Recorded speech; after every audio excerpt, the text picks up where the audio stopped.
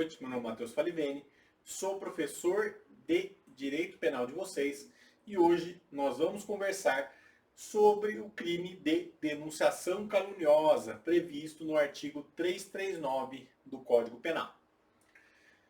Então, primeiro, considerações iniciais, depois os jeitos do crime, tipo objetivo, tipo subjetivo, consumação e tentativa, causa de aumento de pena e, por fim, causas de diminuição de pena. Então, o artigo 339 do Código Penal diz assim: dar causa à instauração de investigação policial ou de processo judicial, instauração de investigação administrativa, inquérito civil ou ação de improbidade administrativa contra alguém, imputando-lhe crime de que sabe inocente. Pena: reclusão de 2 a 8 anos e multa. Para primeiro, a pena é aumentada da sexta parte se o agente se serve de anonimato ou de nome suposto. Para o segundo, a pena é diminuída de metade se a imputação é de prática de contravenção. Primeiro, considerações iniciais, né? O crime de denunciação caluniosa viola o bem jurídico da administração da justiça. Então, a denunciação caluniosa, como os outros crimes que nós vamos estudar aqui para frente, né? Eles são crimes que violam a administração pública, mas eles violam especificamente a administração da justiça. Então, por exemplo, denunciação caluniosa, falsa comunicação de crime, falso testemunho, são crimes que violam a administração da justiça, porque são crimes que estão ligados ao poder judiciário, à apuração de crimes, ou à questão civil mesmo, trabalhista, etc. Tá? Então, o bem jurídico violado é a administração da justiça. Bom, os jeitos do crime: o sujeito ativo ele pode ser qualquer pessoa, portanto é um crime comum. Já o sujeito passivo é o Estado, e secundariamente a pessoa inocente atingida em sua honra ou liberdade pela denunciação caluniosa. Então, o Estado, né, que vê violada a questão da administração da justiça, e também a pessoa inocente que é acusada, né, e ela tem sua honra ou sua liberdade violadas pela falsa acusação, certo? Eu coloquei: importante destacar, né, que a autoridade que age de ofício pode ser sujeito ativo do crime de denunciação caluniosa. Não se exige que somente o particular provoque a ação da autoridade para instalação de investigação administrativa ou policial, inquérito civil ou ação civil ou penal, uma vez que, para assegurar o correto funcionamento da máquina administrativa, pode haver procedimento de ofício.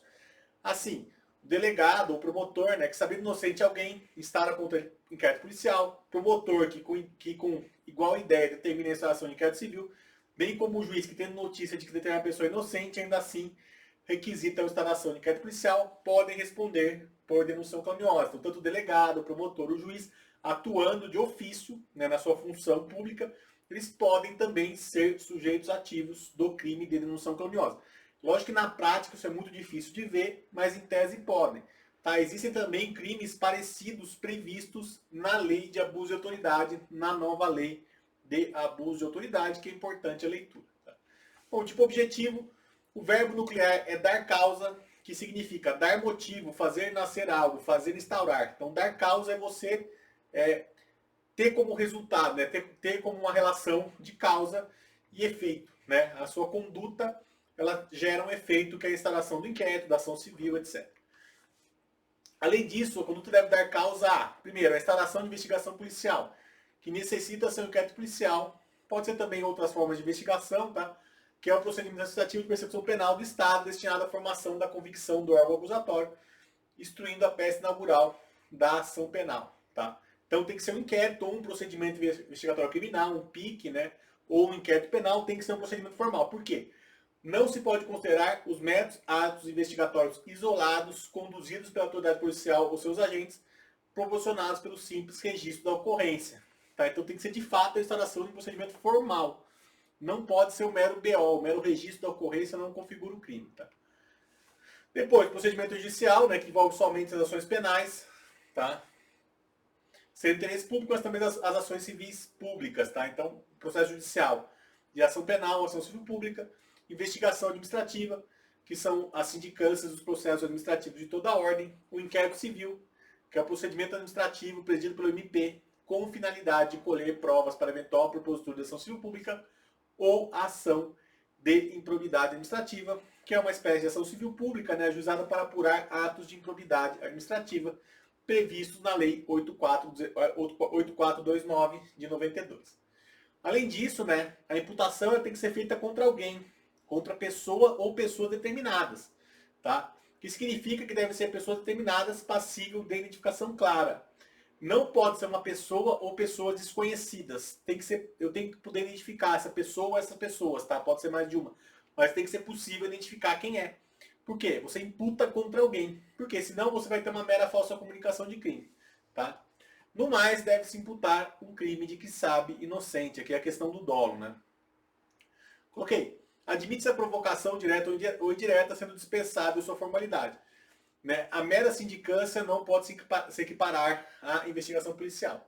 Além disso, né, faz necessário que a imputação de crime, que é ação ou omissão típica, ilícito culpável, real ou fictício, a pessoa determinada.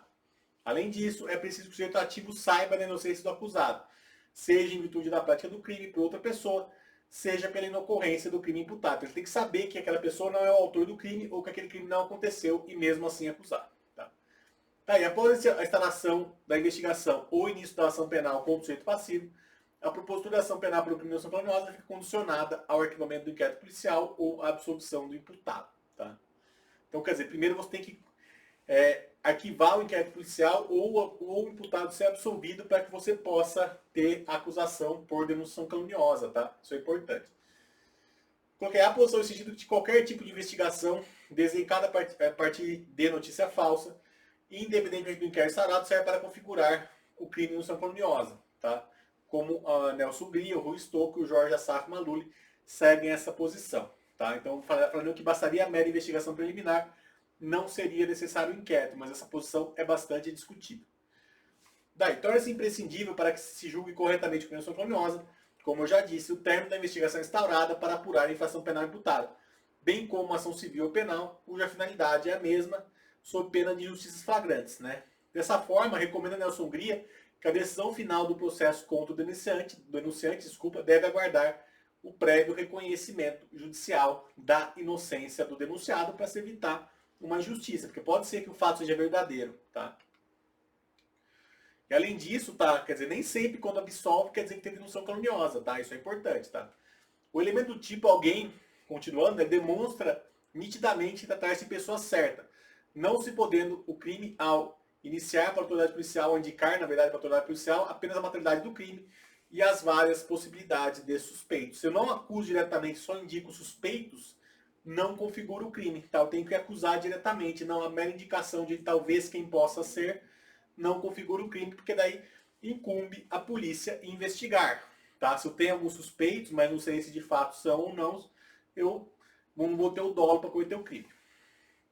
Daí, se a punibilidade estiver extinta pela prescrição, anistia, abolição do crime ou etc., ou se ele tiver agido sob o manto de alguma excludente da ilicitude ou da culpabilidade, enfim, se o inquérito for arquivado ou houver absolvição por tais motivos, não há crime de denunciação caluniosa.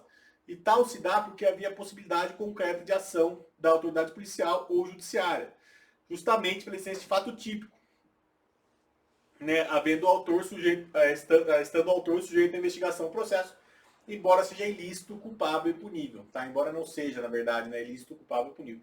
Então o que acontece? Você pode, basta ter um ilícito. Tá? Então o que acontece? Tem que ter um fato típico. Pode ser que ele seja lícito, ele seja inculpável, ele seja impunível. Né? Falte alguns elementos do crime, mas ele tem que ser um fato ilícito. Daí, coloquei, aquele que acusa outro com meio de autodefesa não comete em regra o crime de denunciação caluniosa, na medida em que o seu ânimo é o de se defender. Tá? Então, geralmente, a autodefesa, a doutrina entende que não configura a denunciação caluniosa. Contudo, no caso de colaboração premiada, a eventual delação falsa pode configurar o crime disciplinar no artigo 10 da Lei 2.850/2013, que é a Lei de Organização Criminosa. Lá você tem um crime chamado delação caluniosa. Se o indivíduo mente na delação, ele responde por esse crime. Tá? Daí, por fim, a competência para apurar a denunciação caluniosa é da Justiça Estadual ou Federal, conforme a natureza do crime que foi imputado à vítima, logo onde será apurado, bem como em razão da qualidade do ofendido. Daí, tipo subjetivo é o dolo, na sua forma direta, não se admitido modalidade eventual, em razão da expressão de que sabe. Então, de que sabe é que a pessoa tem que saber. Não é assim, ela assumiu o risco de saber ou não. Ela tem que saber que é falsa a imputação. Tá? Além disso, né, a doutrina coloca que é o elemento subjetivo do tipo, né, o dolo específico, que é a vontade de induzir em erro a autoridade. Então você tem que ter essa vontade, a gente tem que ter a vontade de induzir em erro a autoridade. Por quê? Se ele desconfia que uma pessoa é autor, se ele tem suspeitas, você não vai ter essa vontade. Isso vai desnaturar o crime, já que, como eu disse, é obrigação da autoridade policial investigar eventuais suspeitos. Depois, consumação e tentativa, né? A consumação ocorre com a instauração da investigação policial, processo judicial, investigação administrativa, inquérito civil ou ação de improbidade. E a tentativa é admissível, tá? Por ser um crime material. Depois, causamento de pena. Conforme a norma do parágrafo 1º, a pena é elevada de 1/6 se o agente se serve de anonimato, tá? Que é a posição assumida por alguém que escreve ou transmite uma mensagem sem se identificar, ou de nome suposto, que é a posição de quem escreve ou transmite algo, adotando nome fictício. E por fim, causa de diminuição de pena, né? A pena diminui de metade se a imputação é de prática de contravenção penal. E o fundamento do desvalor da conduta menor, isto é, do menor potencialidade lesiva, que propicia a vítima da denúncia caluniosa responder por uma contravenção penal do que por um crime. Então, sendo a contravenção um crime menor, né, um crime anão, conforme dispõe a doutrina, a pena da denúncia caluniosa também será menor. Bom, é isso aí. Agradeço por vocês terem assistido. Muito obrigado e até mais.